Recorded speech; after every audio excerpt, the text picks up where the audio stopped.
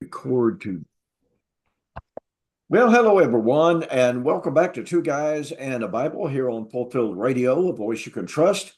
My name is Don K. Preston. I'm the president of Preterist Research Institute. And over there is William Bell in Memphis, Tennessee. He is the president of All Things Fulfilled. William, it's great to be back, and I want to thank you and Larry for filling in for me last week. Like I mentioned to you, my pickup that has 47,000 actual miles on it, the transmission decided to go bye-bye. Wow, that's not good. That is not good at all. I had been hearing that Ford was having trouble with their 10-speed transmissions. Hmm. And as a matter of fact, right after I got the truck, I probably had, I don't know, 10 or 12,000 miles on it. And I was talking to a Ford certified mechanic. And he asked me how I liked it. And I said, I absolutely love the truck. I love the way it rides. I love its power. I love its economy. And he said, well, guess what? Is that a 10 speed? And I said, yeah. He said, Hmm. well, guess what? You're going to have trouble with that. And I go, oh, wait a minute. What are we talking about here? He said, well, look, Ford is having all sorts of trouble with that 10-speed transmission. There's a machining issue inside in what they call the main hub. And Mhm. he said, when it starts going bad with just very, very little wear, it destroys the clutches and your transmission is gone. Oh, no, no, no, no. And it's not something you can fix with different lubricants. It's just machining. Well, I've had it in the shop three different times because it would start hard downshifting, hard upshifting. Well, they were able to recalibrate the computer and it would be okay for several months. Well, it started it again, only this time it's really weird. It was worse. I go, yeah. And then, of course, by this time, I'm reading all of these stories on the internet about Ford truck and transmissions going out. And I go, yeah, here comes that train. Hmm. Well, a week and a half ago, I put one of my vehicles on a trailer to take it to a machinist or mechanic to work on it, and I've got it in tow mode. And when it upshifted from first to second, I literally thought the transmission was going to fall out of the truck. It sounded so bad. I Wow. go, uh-oh, here we come. So when I got going, okay, go up speed, come to downshift, and when it downshifted from third to second, same sound. Clank. Yeah, uh-oh. So when it did that on the downshift, I immediately got on the phone and called the dealership and I said, okay, here's what it's doing. And the service manager said, well, Mr. Preston, get it in as soon as you can. We set an appointment. And she goes, yeah, we're having tons of problems with that problem. She said, we're changing out transmissions, rebuilding transmissions like you would not believe. So here we are. So are they going to rebuild it, or They you're have going to get a new one? they have rebuilt it. I told them I did not like the idea. I wanted a new one. They talked to Ford, and Ford has come out with a remanufactured, remachined hub that corrects the problem of the originals. And at least that's the story she told me. And what they have done, they've given me an extended warranty from 50,000 miles all the way to 75,000 miles.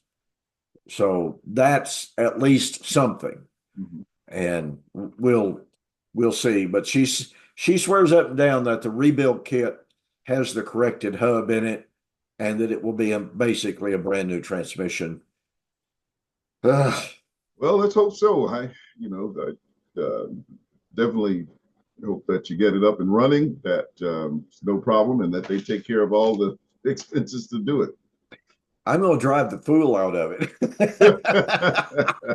You're going to run I your warranty out quick too. well, I'll tell you what I'm going to do. I'm going to work that thing really, really hard. I'm going to put it Mhm. to the test before that extended warranty ever runs out, and we'll see if it's going to stand up to what I'm going to put it through. Okay. So anyway, Let me say again how much I appreciate you and Larry filling in for me last week. I had to take that truck to the dealership. It's out of state. It's all the way down in Texas. It's a good ways from me. Hold on, I just pulled my headset cord out of Ah, my speaker. okay. So anyway, folks, I know, and Larry had informed me what he and William talked about. It sounded like a really good subject, really good program. And so, it's absolutely great to have people, good people, reliable people, sound people uh, that are capable and willing to fill in when I'm not able to be here. Of course, William and I have been working together for how long, William? It's been a long time. It's been a long time. I don't know if I can even remember. Yeah, Um, many years ago, many Many years ago. years, many moons, as they say. Yeah, absolutely right. Yeah, So but Larry and anyway, I had fun. oh yeah, I'm sure you did. Yeah. Yeah. So do you want to share with us again, refresher what you guys talked, or you want to get right back to the issue of the Messianic temple? Well, we can do a little bit of both. I'll just briefly talk about.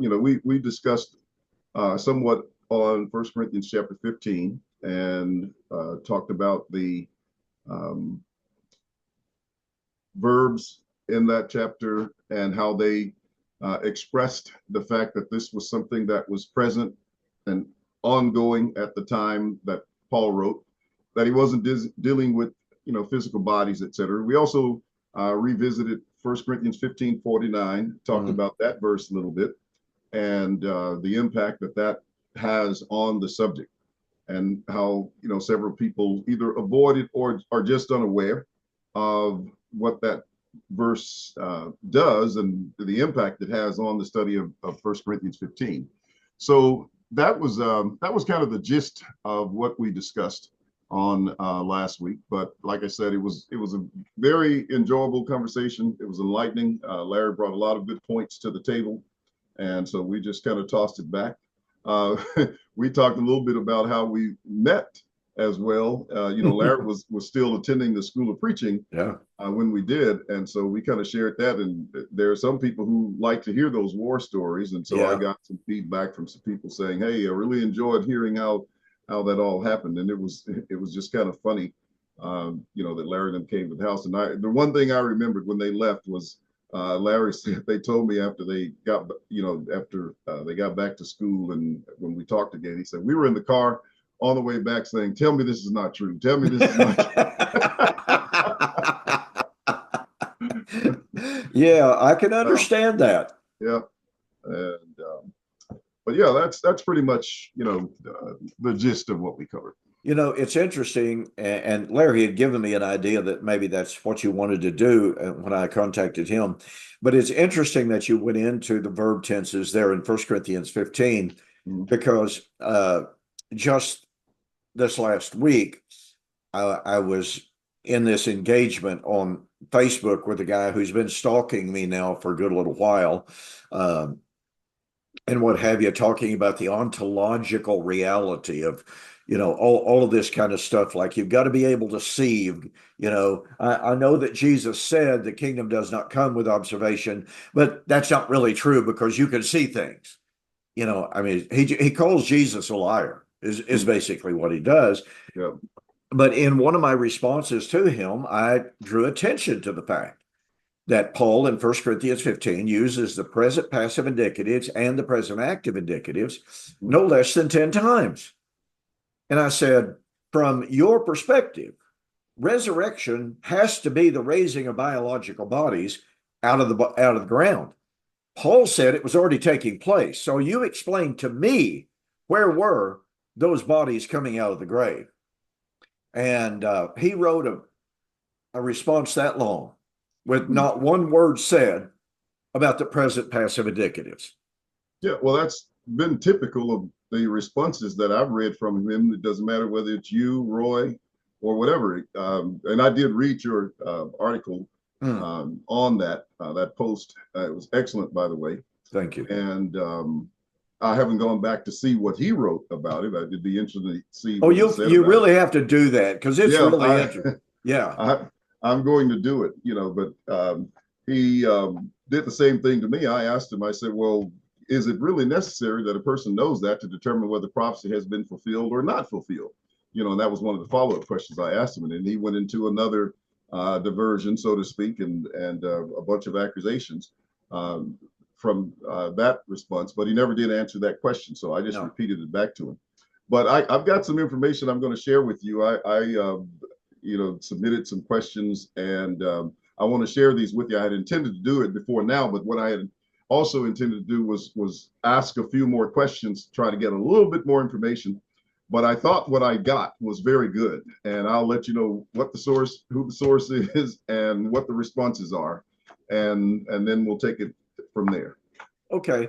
By the way, I wanted to share another little anecdote. Another person chimed in and said, surely you understand that all of the present passives, et cetera, in 1 Corinthians 15, they're nothing but nomics.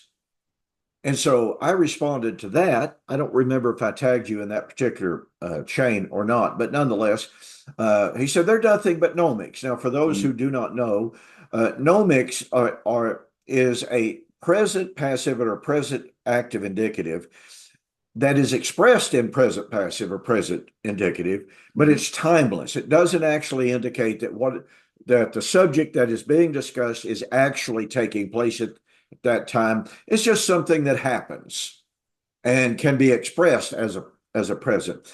In other words, there's no time element in it. And so I responded with this individual.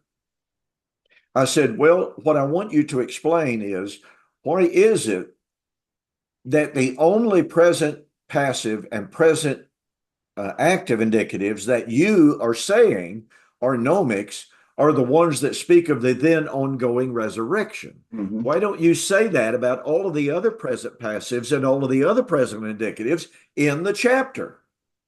And furthermore, why are you appealing to the rarest form of the present tense verbs in order to avoid the implications of those verb tenses? He disappeared. That's the evidence. Yeah, that's the evidence that they see the impact of those verb tenses, and they're looking for a way to try to, explain them away. Yeah, and it's just impossible to do.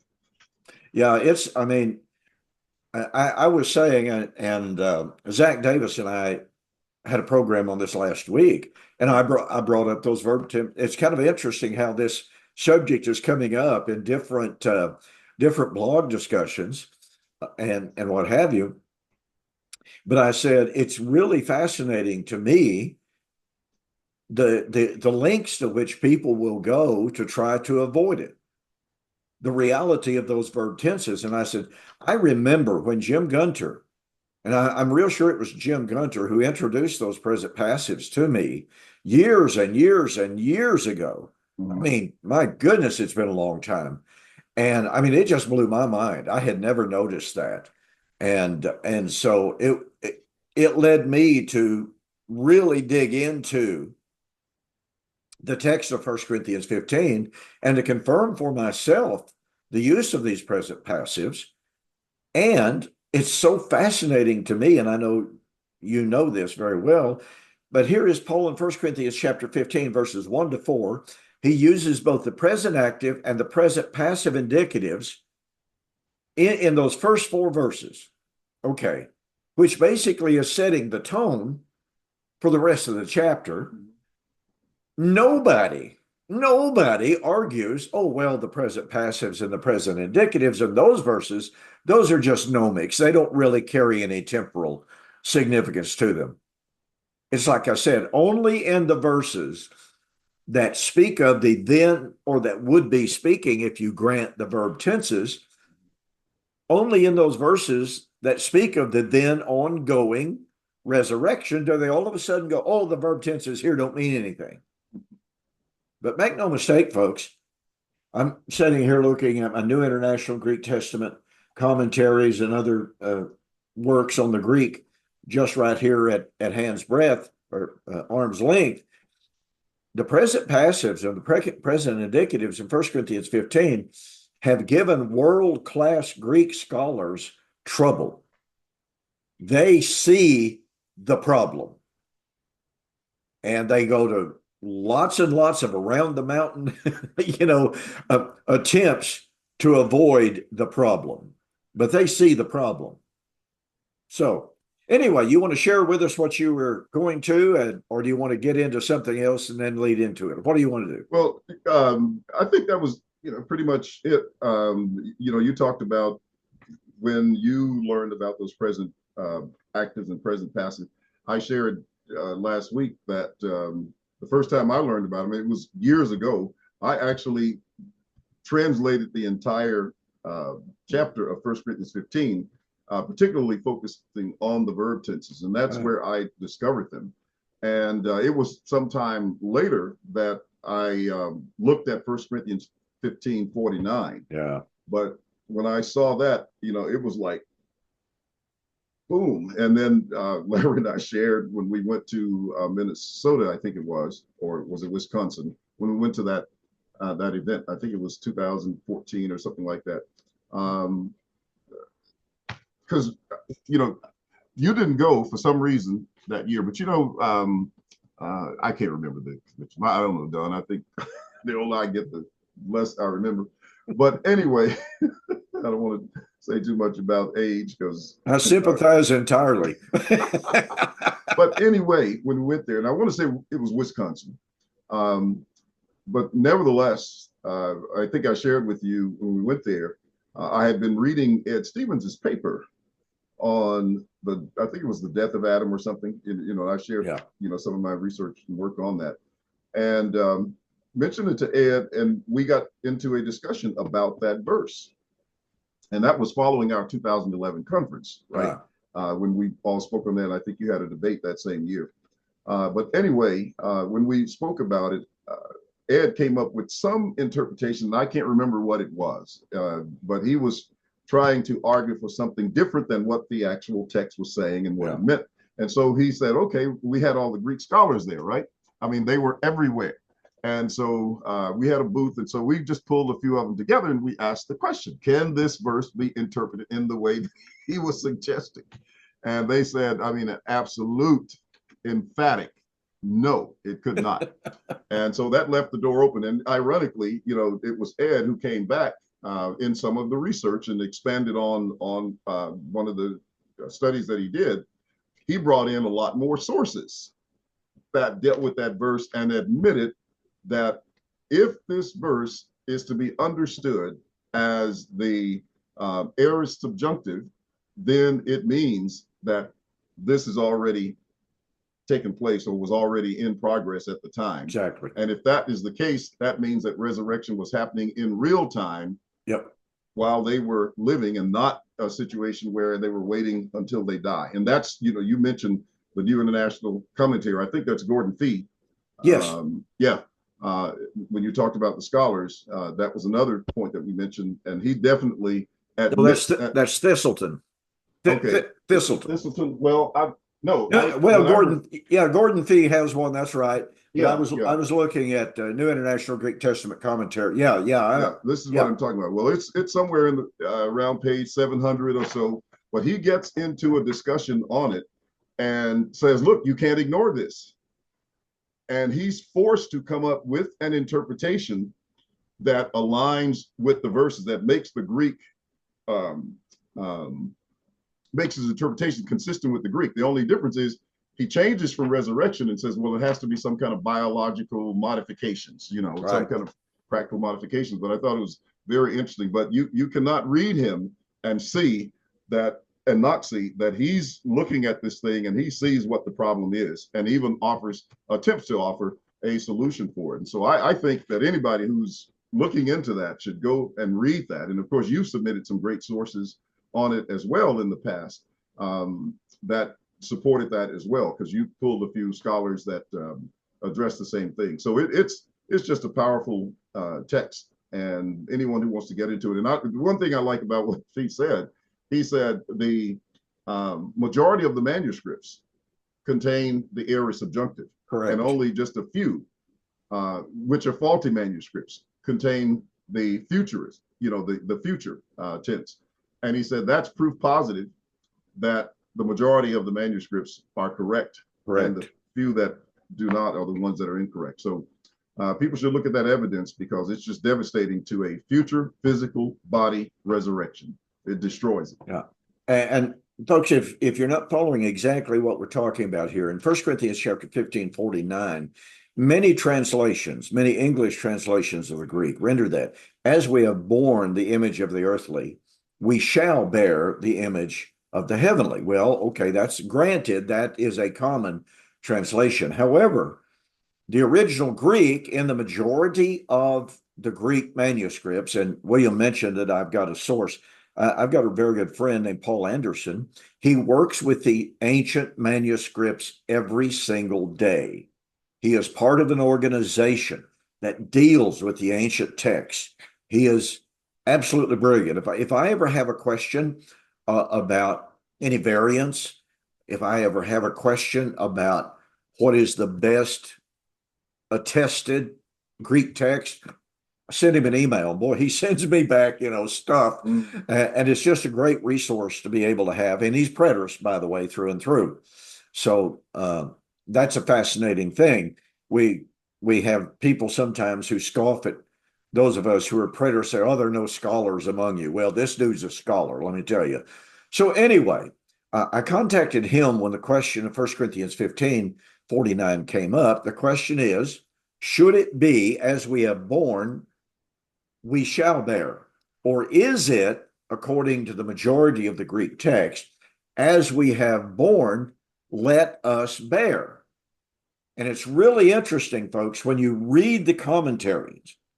And William was sharing with us Gordon Fee. Well, Gordon Fee struggles, but Gordon Fee knows that the preponderant evidence, the preponderant weight of evidence is for what is known as the aorist subjunctive, which would be translated, let us bear.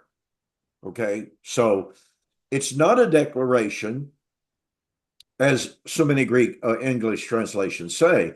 It's not a declaration of a simple future, oh, we will bear. No, no, no. That is not the correct translation according to these Greek scholars, not according to Don Preston, not according to William Bell. We're relying on real Greek scholars, world-class Greek scholars who are absolutely recognized for their Greek scholarship. So here is Paul saying, as we have borne the image of the earthly, let us bear the image of the heavenly. Now, first of all, folks, and I hope you'll catch the power of this, notice that Paul uses an aorist tense to say, as we have borne the image of the earthly. Well, wait a minute. If we're talking about biological bodies here, how could Paul say, yeah, we once bore that body, but we don't have that body anymore? The image of that body. So that just rules it out from a physical perspective.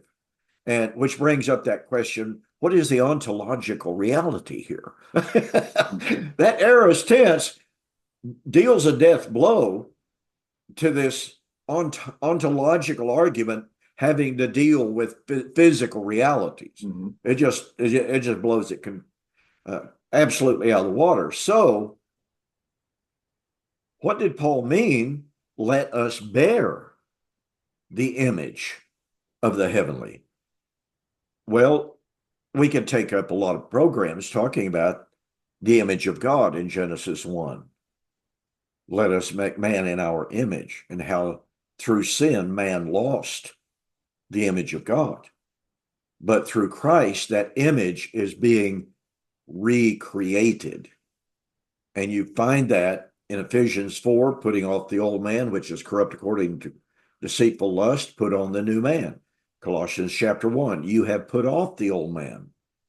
Therefore, put on the new man, which is created in the image of the one who created him. Colossians chapter 2, you have put off the body of flesh. You've died. Now you're being raised in Christ. You were once dead. Now you're alive. That's putting off the old man of death, the body of death, Romans 6, 5, and following, and on and on and on. And so, this whole concept of image, and I find it really, really fascinating, William. Uh, RCH Linsky, in his commentary, says, well, the better attested Greek is the aorist subjunctive, but we can't allow that because that would mean that would mean that man has a role in determining his resurrection. Yes. Well, yeah, he's exactly right. Yeah, and that's the power of it. It means that the individuals, the subjects in the text, are actually participating in the process. But because of the aorist, that indicates that they had already begun that process in the past. But the subjunctive indicates that there was a future to its consummation. And so, as much as people want to talk about, oh, these guys have a process resurrection, and it takes place over a period of 40 years, and it's present and ongoing, rather than some instantaneous, in a moment, twinkling of an eye, snap your fingers and you've gone from one physical body to a non-corporeal body. That's not the idea that's expressed in the text. Whatever it is, it's already underway. They're already Right. participating. And by the way, as you've already mentioned, Romans chapter 6 has that same aorist subjunctive in there. We shall be in the likeness of Christ, etc. And and we should walk in newness of life. And then you have the same thing in Romans 13, Yep. verses 13 and 14. So if you look at those passages, you'll see the same construction in the Greek. And who would deny that they had already begun the putting on of Christ in Romans chapter 6 by reading Romans 13 and trying to put that wholly in the future by ignoring what had already occurred in the past. So it just doesn't work in any of those texts. And then Paul lives it out in Philippians chapter 3, 11 and 12 anyway. Through 16, as a matter of fact. Yeah, absolutely. Yeah, not that I've already attained, but to the degree I already have attained. Yeah, exactly. And so all of this, folks, guess what? This is related to 2 Corinthians chapter 5 and the Messianic temple that we have discussed before. Because Paul says, if this earthly tabernacle, house of this tabernacle be dissolved, we have a building of God, house not made with hands. And then he talks about how we are groaning, not that we would be unclothed, but clothed. And Paul just goes through the whole discussion. And boy, I had a guy castigate me today. You are just absolutely, completely a false teacher because 2 Corinthians chapter 5 is all about physical body. Mm-hmm. Yeah, I haven't answered him.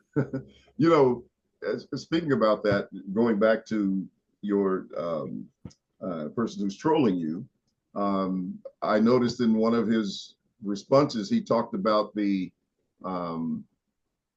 inner man in 2 Corinthians 3 and verse 16. And people want to use that in sort of a Greek Platonic type situation where you are pitting the physical body over against, the spirit or the soul or something. That's not what Paul is dealing with at all in that text. The inner man is the new covenant man. Yep. And the outer man is the old covenant man. That's where he starts, as you were suggesting, in 2 Corinthians 3, and he carries that all the way through into chapter 6. So it's very important that people recognize that and see, so that you have that consistency running through the text, as opposed to trying to jump into something physical. And that's why they are using that text in 2 Corinthians 5 to talk about, the earthly body being a physical body and the heavenly body being a non-physical body. That's not the case. And the fact that Paul says that they did not want to be unclothed, which is what you have in most of your physical paradigms, because you got a situation where they shed the body and they are waiting at some time in the future to take on another body. Paul says, no, that's what we don't want. That's what the Spirit has been given to prevent. And so the transformation was already underway. They were being clothed with the new body, just like in 1 Corinthians 49. They're parallel. The two chapters are parallel in their tenses as well. And even in the article that you wrote, you called attention to 2 Corinthians 3 and verse 18, that they were being transformed from, one body, or from the image of the earthly to the image of the heavenly. The same concepts found in chapter 15 are in 2 Corinthians 3 through 5, all the way through chapter 6. 7 and But, 1 actually lead them. but William, 2 Corinthians 5 is such a good funeral passage. I got to tell this quick anecdote here, and then we'll move on. Some years ago, you remember Bobby Stash? Yes. Okay, great guy, wonderful friend. His mother passed away. She was just a marvelous Christian lady. I mean, just such a gracious, wonderful, humble woman, full of good works. I mean, just truly a jewel of a lady. Mm-hmm. So anyway, I attended the funeral, and they had a guy preaching who happened to know me, and I sort of kind of expected, knowing him, that a shot or two would be thrown my way. Okay. Well, guess what his text was? 2 Corinthians chapter 5. Mm-hmm. And boy, he just starts lathering up on it, and he just kept going on and on. Our sister is not with us today. She is with the Lord in heaven. And he caught himself. And he said, now, not really with the Lord in heaven. We know that she's in Abraham's bosom. Well, look, Bobby just about came up out of his chair.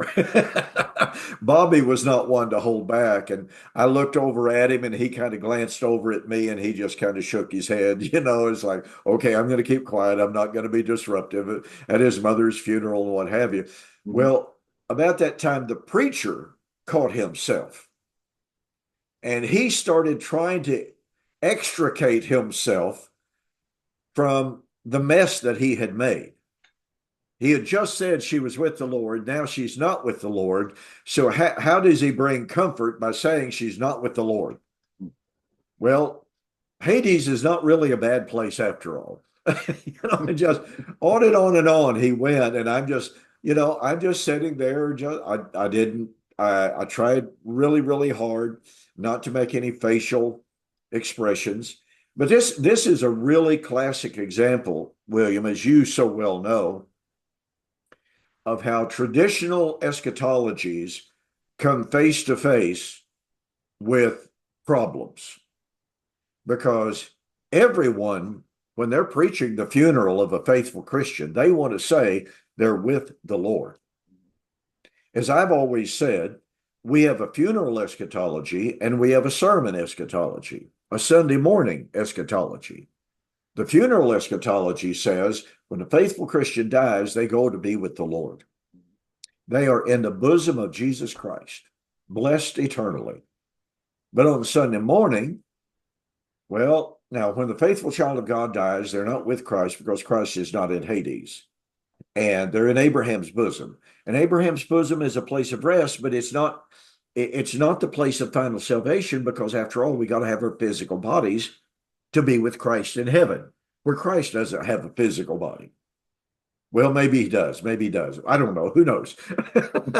And so around and around and around it goes with these two different eschatologies, one for funerals, one for Sunday morning. Yeah. And, on 2 Corinthians 5, that text was used by Gus Nichols. Oh, yes. To teach that very thing. And of course, he debated Max King. I can't remember if that particular text came up, but it was well known that he used that text to talk about, presently being in heaven, which contradicted their whole futurist paradigm. Yeah, exactly right. And you and I have both, I'm assuming you did, I've been to lectureships in which the questions were raised. Well, where does the faithful child of God go today? And you have these eminent ministers. Guy in Woods took one position. Gus Nichols took a different position. Mm-hmm. Okay. And everybody got along. Nobody condemned each other for the other. But I will remember reading different ministers in the churches of Christ who said, well, if you say that when the faithful child of God dies, they go directly to heaven, then you're saying that Christ has already come, because you can't go to heaven unless Christ has come and salvation is ours, salvation is completed, et cetera, et cetera. And the other side arguing, no, you can't say we go to heaven at all. You got to go to Abraham's bosom. And so the conflict, here they go side to side, or head to head rather, and yet we're supposed to be the heretics, even though we agree with one side, at least to a great extent. Yeah. And to bring this back to 2 Corinthians chapter 5, it's interesting to me. Once again, here's Paul talking about Messianic temple. Now, it all goes back to Ezekiel chapter 37 and the prophecy there of Israel being raised from the dead through the outpouring of the Holy Spirit, God establishing his tabernacle in Israel so that all nations would serve Israel, or serve God through Israel, I should say. And so that's the context of 2 Corinthians chapter 5.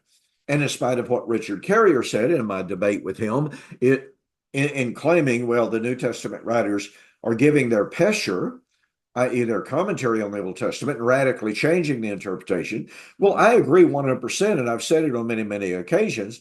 Paul is, in fact, giving his pesher, his commentary on Ezekiel 37, but he's not radically changing. He was showing the true meaning of it and not violating Ezekiel 37. And the tabernacle that Ezekiel 37 was actually predicting was not a literal physical tabernacle. It was the spiritual body of Christ. That's Paul's pesher.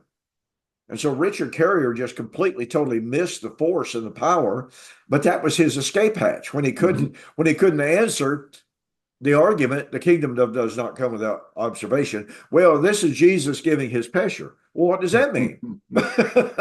You're just trying to deny what the Lord said. That's all in the world he was trying to do. And you're trying to say that Paul, okay, Jesus talks spiritually, but Paul's talking literally because he's giving the pesher. That doesn't work at all. Right. Does not work at all. So, as William was saying, and as I am saying here in 2 Corinthians chapter 5, this is all Messianic temple.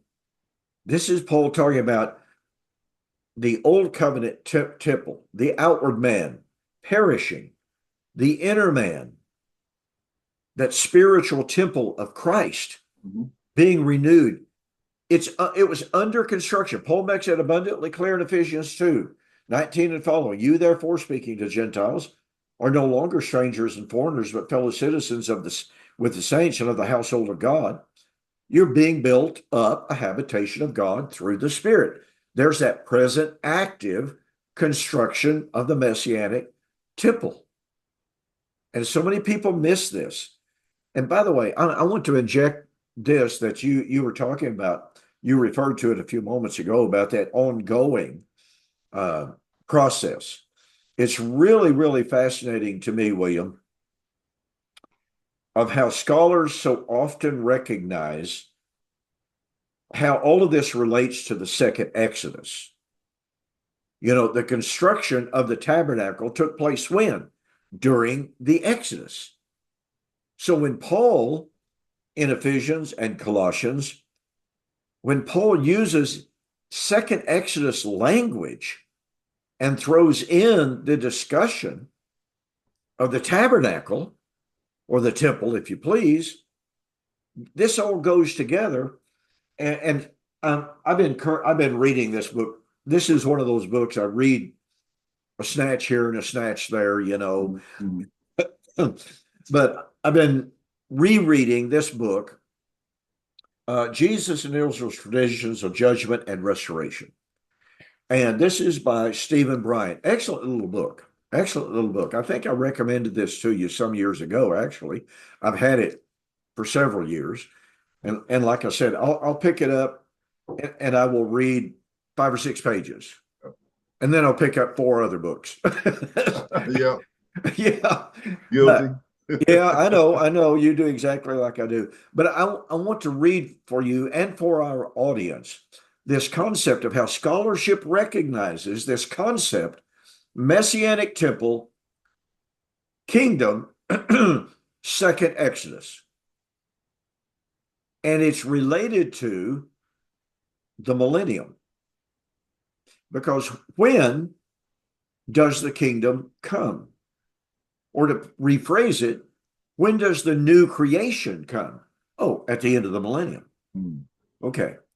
So on page 28, Brian says, speaking of the Qumran community and Josephus, I'm not going to read all of Josephus and what he said, but commenting on the Qumran community, he says, as in scripture itself, a typological pattern of expectation based on the Exodus served as a primary, catch that, folks, as a primary ideological motivation for the Qumran community. In other words, he's saying, guess what? The Qumran community understood that the first Exodus was typological, not only in its event, but its duration. Okay. Consciously, to continue the quote, consciously drawing on Isaiah 40, they perceived their flight into the wilderness as preparing the way for eschatological deliverance. And he gives the Dead Sea Scroll reference. The proximate causes for withdrawal into the desert are obscure, but the hope of the sectarians for a reenactment of divine deliverance in the wilderness is clear. But if the withdrawal into the wilderness, that is by the Qumran community, is a self-conscious reenactment of a new exodus, then a new conquest lies on the horizon of their immediate future. Their present experience in the wilderness is thus conceived of as a time of affliction prior to their inheritance of the land and their possession of it by means of the final eschatological war. This sounds like Revelation. Definitely.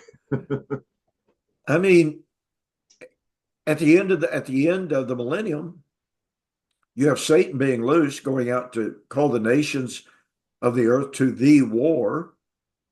Destruction comes from the Almighty by fire coming down from heaven. And what's the result of it? Judgment, kingdom, resurrection, new creation. New temple. New temple. New temple. Folks, and of course, I'm writing a book right now on the millennium, have been writing a book on for a good while on it. What we see in Jesus and the New Testament writers is an awareness of, of the eschatological narrative of the Jews around them. And I've pointed this out many, many times. Jesus agreed with the chronological narrative of the Jews. That is, Elijah would come, tribulation would come, judgment would come, resurrection would come, Messiah would come, kingdom, new creation would come. Jesus disagreed with them as to the nature of those things. They expected a literal physical reincarnation of Elijah. That's not what Jesus taught. They expected that literal physical kingdom, literal physical resurrection, on and on. Mm-hmm.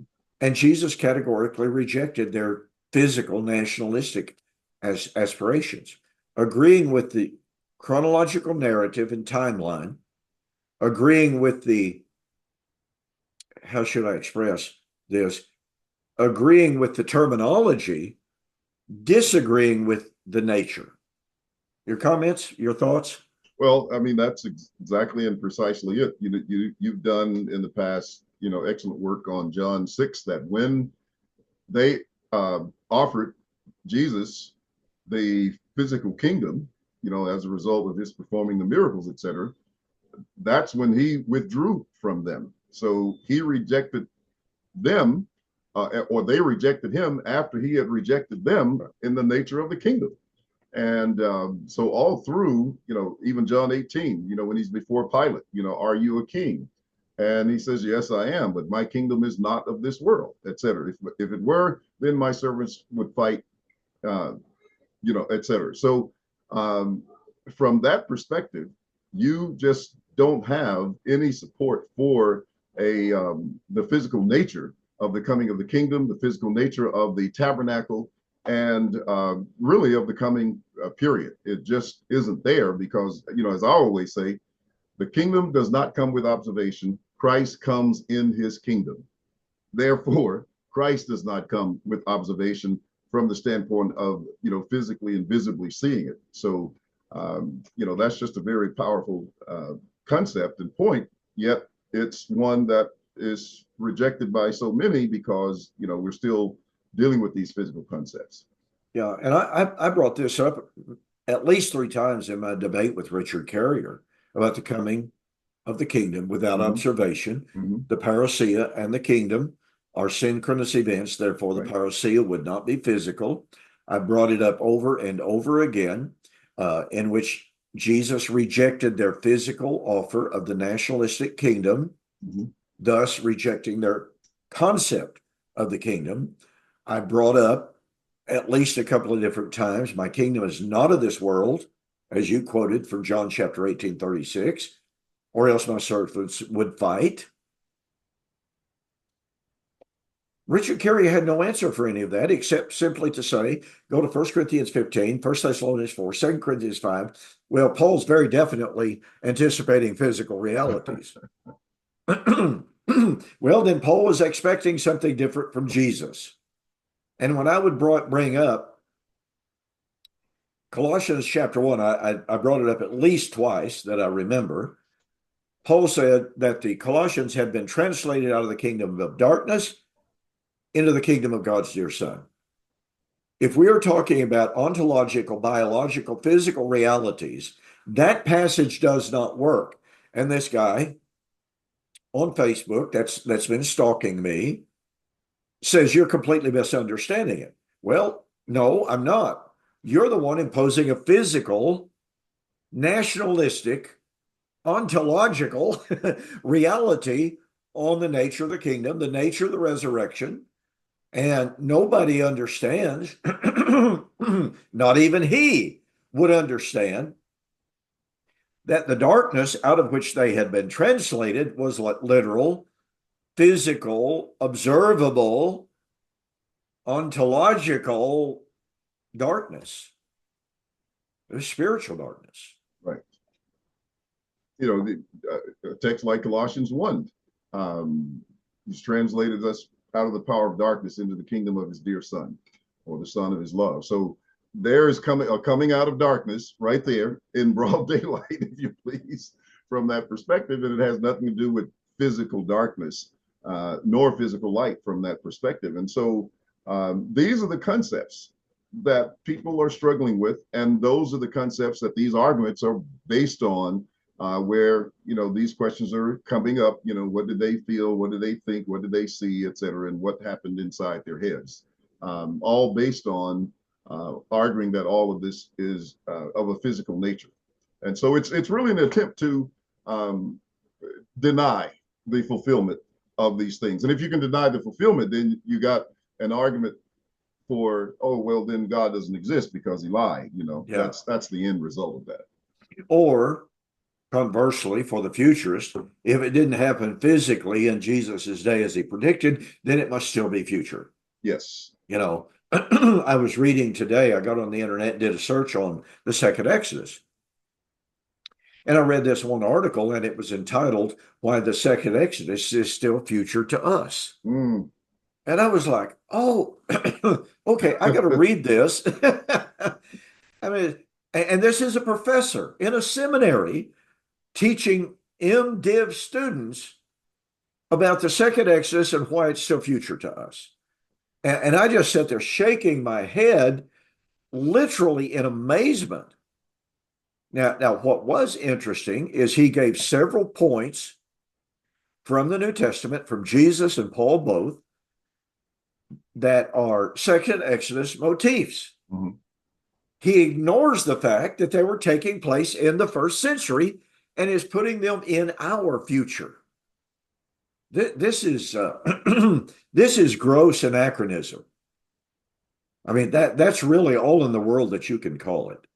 How can you argue that here is Jesus, Luke chapter 9, I believe it's verse 54, when Jesus began to speak to his own apostles about his, some translations simply render it as his departure, but the Greek is Exodus. Verse 31. Oh, okay, verse 31. Okay. But the point of it is, here's Jesus teaching his apostles, he's the second Moses. That's what he's telling them about. and that the second Exodus is taking place. I mean, after all, I am the bread of life that has come down from the Father. I am the water of life. Mhm. As Moses gave you manna, as Moses gave you water. Lifted All of up the those are serpent in the wilderness, all of those ideas. all of those. In fact, there's a book out written by a minister from Oklahoma City. It is Moses in Christ, I believe, is the name of it, in the book of John. One of those really, really, really excellent books that when you read it, as you're reading it, you're going, this dude has to be a preterist. Mm. He cannot be a futurist. And he does this fantastic job of drawing out the second Exodus imagery Mhm. all throughout the Gospel of John. And then every once in a while, literally out of the clear blue sky, he'll interject, well, when the Lord comes and takes us to heaven, and you're going, my goodness gracious, where did you get that from the discussion that you're offering us? Right. And it literally is amazing. Now, we could go on and on about that. All of this is related to the Messianic temple and the nature of that temple. But I want to shift gears a little bit in the very few minutes that we've got remaining here, William. And I want to go to Hebrews chapter 7. And I want to focus in, and we'll just introduce this tonight, I'm sure. Maybe we'll cover more territory than I envision. But in Hebrews chapter 7, I'm going to begin reading with verse 20. Inasmuch as he was not made priest without an oath, for they had become priest without an oath, but he with an oath. But him who said to him, the Lord has sworn, will not relent. You are a priest forever, according to the order of Melchizedek. Now, here's what I want to get at, William, and I want your comments on it. You and I have discussed this in time past. By so much more, that is, by so much more power of the oath to make Christ the high priest, as I understand it, by so much more, Jesus has become a surety of a better covenant. William, you and I were raised hearing, it's still taught, it's what most people say. Well, the new covenant was confirmed by the death of Jesus, Galatians chapter 3, 15 and 16. It was complete and total. We're not, they were not waiting for the new covenant. It was already there. It was already signed, sealed, and delivered. Yet here is the writer of Hebrews saying that Christ has become the surety. Now, the Greek word is egus. We would spell it eggous, egus, which means guarantee. Well, if you've got something already, what do you need a guarantee for? Your thoughts on this? What does this Well, say about the new covenant and whether or not it was completed already? yeah, well, I mean, if you read Hebrews chapter 7, particularly, and pay attention to the verbs in the text as well, you will see that he's not saying that this has been completed. And when he uses the term here and saying that Christ became the surety of a better covenant, then, as you say, that indicates that he's a guarantee of something that is going to be delivered at some time in the future. I remember a lesson Jack Scott did some years ago when we were doing the Max King lectures, and he taught on this subject, and he says that he was a Bellsbundsman. That's the idea of the use of this term.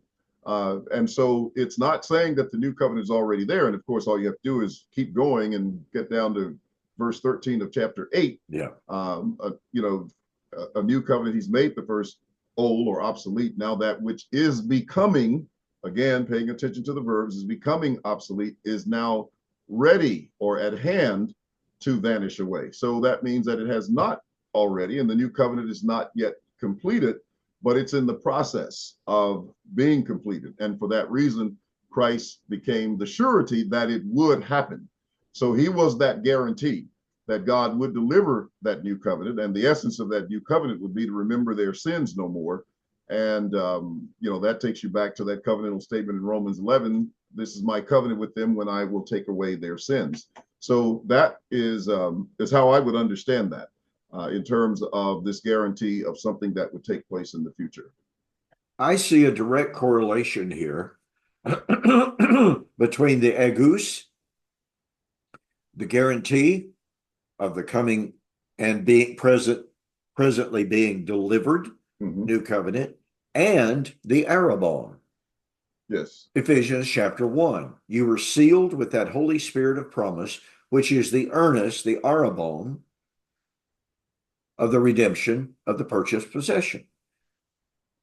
I asked someone just recently because they were just insisting that the salvation was already completed. It was a consummated reality. Forgiveness was a consummated reality, et cetera, and it's false teaching to say that salvation wouldn't come until the parousia, in spite of Hebrews 9:28. I sometimes you just got to shake your head. And somebody say, well, no, salvation was already complete. And then you bring up Hebrews 9:20. Well, that's a different kind of salvation. Okay, whatever. But the point being, I asked this individual, and this was on YouTube, if they already had forgiveness, if they already had salvation, if they already had redemption, in other words, then what did they need the arrabon for? Because the arrabon was the guarantee of the redemption of the purchased possession. And to me, in Ephesians, you have the following outline of redemption. Paul says in Ephesians chapter 1, verse 7, speaking of Christ, in whom we have, present active, redemption, even the forgiveness of our sin. Now that sounds like a done deal. Yeah, I agree. It sounds like a done deal. But then he turns right around in verse 12 and 13 and says, you have received the earnest, the guarantee of the Holy Spirit, which was the charismatic gifts of the coming redemption of the purchased possession. Well, if they've already been redeemed, what do they need the Spirit for? The Spirit is guaranteeing that redemption. And then in Ephesians chapter 4, verse 30, he says, you have the Spirit as the earnest of the coming redemption at the day of the Lord. So here we have a present reality, a guarantee of reality, and a promise of the completion of the reality. Have I outlined that? Oh, correct? yeah. As a matter of fact, as I was speaking about the surety, that's exactly what I was thinking in the back of my mind, and that was the correlation with Ephesians and the arrabon. So that's very, very powerful. And what that does is kind of ties in what we were saying before on resurrection, because the time of redemption is the time of resurrection, and it's the Spirit that becomes the guarantee of resurrection, as was taught in 2 Corinthians 5. God has given us the Spirit as the guarantee. So it's the same concept. 2 Corinthians 5 and verse 5, along with Ephesians 1, 13 and 14, Hebrews 7 and verse 22 here. Same idea all the way through. Yeah, amen. Well, it appears to me that we are out of time. I knew that we wouldn't get to flesh that out tremendously. We'll try to pick up on it again next week because I want to share a quote from Eusebius. We have people telling us all the time, you guys don't agree with the patristic writers. You guys got to get with the early church writers. Well, I'm going to share something. If you'll remind me, William, I'll probably forget it between now and then. But anyway, I'll share something from Eusebius that none of those people that accuse us of rejecting the patristics, you guys got to follow the patristics, et cetera, they don't accept the patristics in this very regard about the already, but the not yet of the new covenant. Okay. So we'll do that next week. In the meantime, folks, thank you so much for joining us here on Two Guys in the Bible on Fulfilled Radio, a voice you can trust. William, great to be with you as always. Appreciate it. Same here. Good night. All right. Good night. All right.